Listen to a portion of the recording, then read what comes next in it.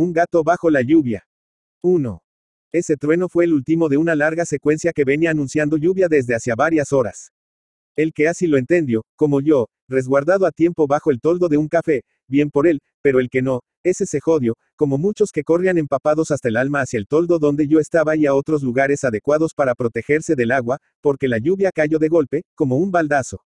Uno de los hombres exprimidos junto a mí entró al café. Yo me di vuelta y a través del vidrio de la puerta, pude ver que no quedaban muchas mesas libres, y como por lo visto la lluvia no iba a parar enseguida y antes que otros tuvieran la misma idea que yo y yo me quedara mojándome estúpidamente los pies, entré también. Ocupé la única mesa libre al lado de una ventana que daba a la calle.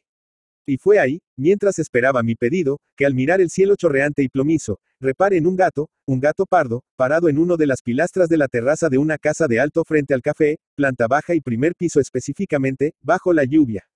A principio me pareció que era una gárgola, o una de esas esculturas de cemento para el jardín que los dueños de la casa, a falta de uno quizás, la habían puesto a la arriba, y hubiera pasado por lo que me pareció si no fuese porque movía lentamente la cabeza, como si buscara algo en los techos, no, como si estuviese contemplando el cielo.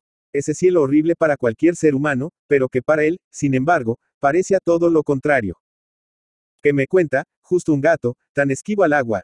Le comenté al mozo, cuando me trajo el cortado con 2 medialunas que le había pedido previamente, empeñado en demostrar a través de gestos enfáticos lo que para mí era un descubrimiento fantástico.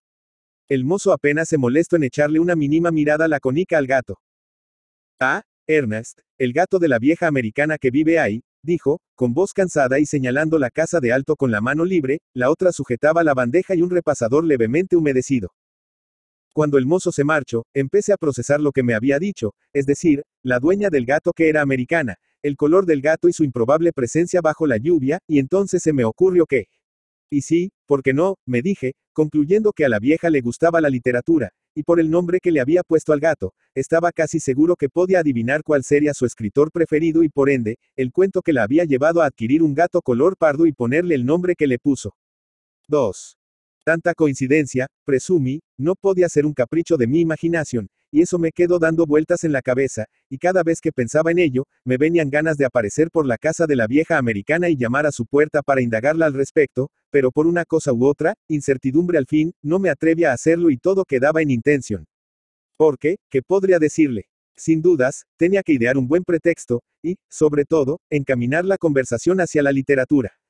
Si bien era cierto que podía presentarme diciéndole la verdad, que me encantaba la literatura y que había encontrado muchas coincidencias una tarde de lluvia, hace algunos meses, en que me había refugiado en el café frente a su casa, entre su nacionalidad y su gato pardo, cuyo nombre alude al famoso escritor que había escrito un cuento sobre un gato pardo bajo la lluvia que acaba en las manos de una señora americana de vacaciones con su marido en Italia, pero era bien probable que me confundiera con un embaucador y antes de que yo llegase a las vacaciones en Italia me cerrara la puerta en las narices.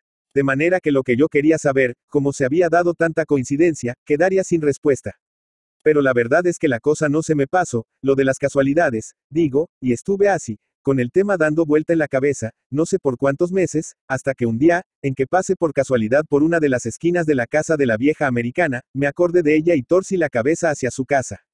No cabía dudas que esa viejita sentada en la vereda en una silla era ella, pero tuve la certidumbre absoluta cuando, a unos 10 o 15 metros antes de llegar hasta ella, vi al gato sobre su regazo, a lo largo de sus piernas y con la cabeza hacia adelante.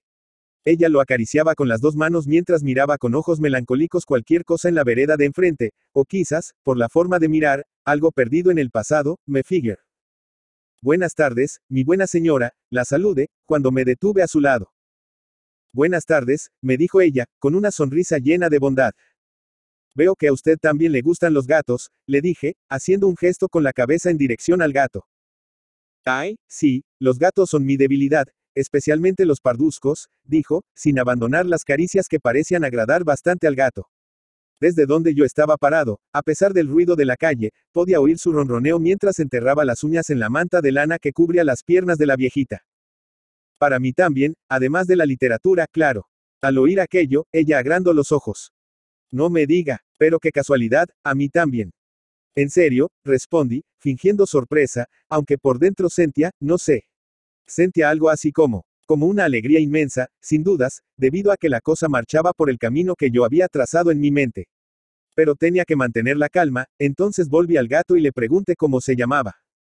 Ernest, me dijo. Como Hemingway, el escritor, le largué, pues no podía desperdiciar la oportuna respuesta dada por la viejita. Sí, dijo ella, y le confieso que todos mis gatos, y mire que ya he perdido la cuenta de cuántos he tenido, a todos los he llamado Ernest y todos han sido del mismo color. Sí, como el del cuento. El gato bajo la lluvia, le dije, agrandando los ojos para aparentar sorpresa, y agregué.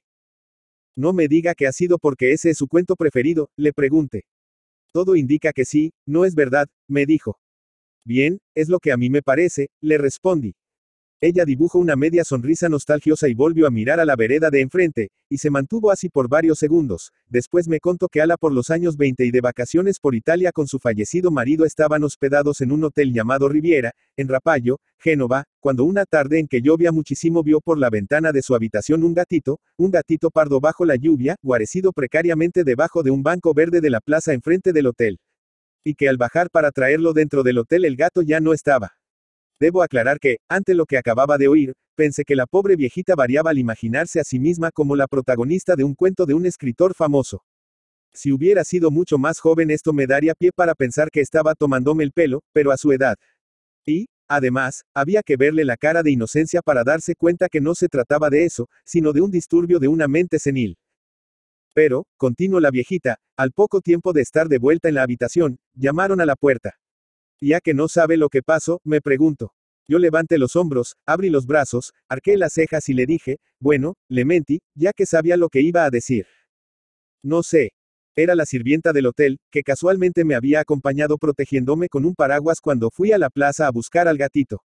Pues bien, ella lo traía consigo, al gatito, y me dijo que el dueño del hotel, un señor muy gentil, me lo había enviado.